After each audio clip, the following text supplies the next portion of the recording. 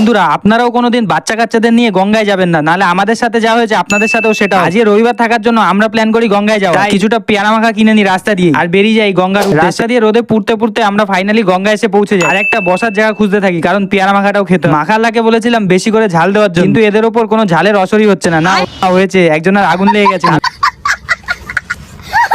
সবাই নিজের নিজের গুপ্ত ট্যালেন্ট দেখাতে থাকে। আর রোদ বেশি হওয়ার জন্য আমরা একটা পাইপের ভেতরে আশ্রয় নিয়েছিলাম। একজন তো মাথা ঘুরে জলেই পড়ে।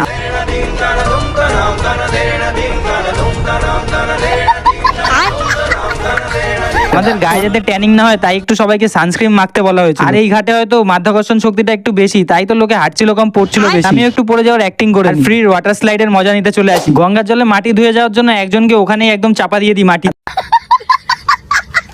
তারপর এরকমই অনেক মজা করার পর বৃষ্টি আসছিল, আকাশ পুরো কালো হয়ে আসছিল, ওর জন্য আমরা তাড়াতাড়ি করে স্নান করি। এরকমই মিনি ব্লগ দেখার জন্য আমাকে অবশ্যই সাবস্ক্রাইব করবেন। Bye bye.